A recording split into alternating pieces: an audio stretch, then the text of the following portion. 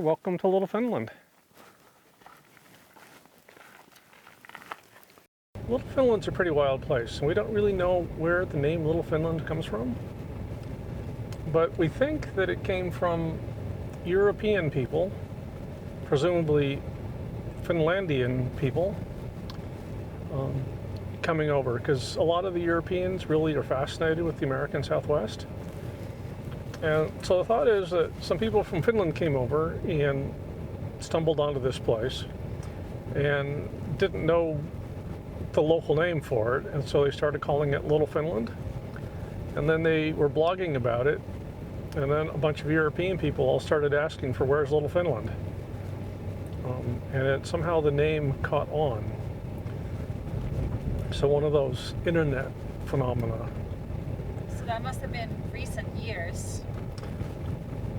Yeah, relatively recently. So the original European name was Lone Palm, like one palm tree. And now there's about a dozen palm trees there, but one of them is much larger than the rest. So it makes sense that that was the Lone Palm. Some other names for it that people like are Hobgoblin's Playground. That's maybe one of the better names. And then Devil's Fire, which is a name that makes sense if you're there in the evening for a nice red sunset.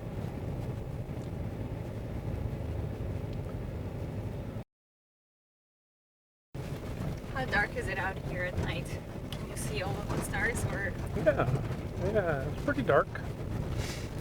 You get a little bit of glow from Las Vegas, but it's pretty dark. You can certainly see all the constellations and the Milky Way and falling stars. All those cool kind of things.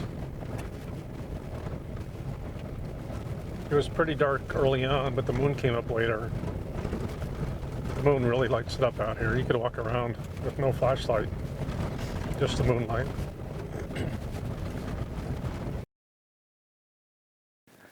Yeah, so it's really wild. Little Finland had water. Had some springs here when the sand was still sand before it became sandstone. And as the water spread out, it created a little bit of a freshwater limestone, a limey stone, and it formed these hard layers. And then a hard layer here, and all these different layers. So as the sand dunes blew around and the water kind of flowed over the top, it formed these hard layers. And so now as it's all eroding away, the hard layers don't erode away, and the soft layers underneath it do. And then that ends up with all these wild erosion patterns. We can see a thing like this coming down, so there must have been some water from above was somehow leaching down through here and caused this little fen to be a little bit harder than the sand around the sides of it. It's always fun when you start out, you go through the soft sand, is to look in the sand and see the tracks of the animals that have been running around out here. Looks like a human animal than it was for us. Yeah, but right here's a lizard that ran across on top of the human tracks.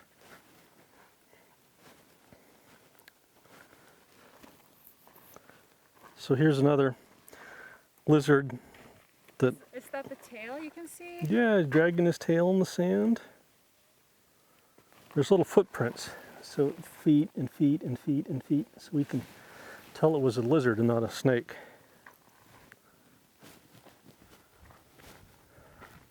What kind of lizards?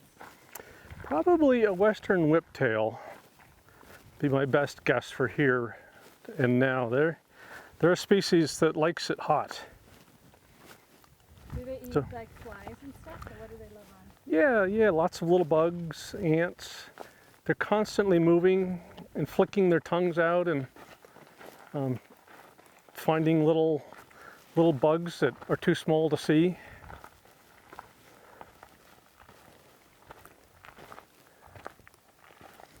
So.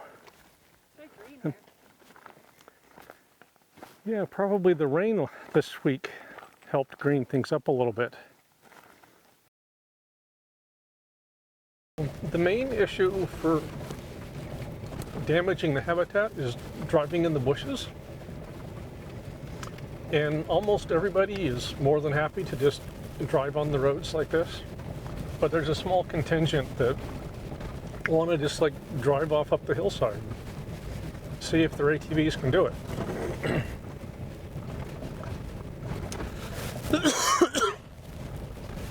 And it's hard to catch those people in the act, but we do occasionally. And if we can make a big deal out of it, the other people will hear about it and go somewhere else.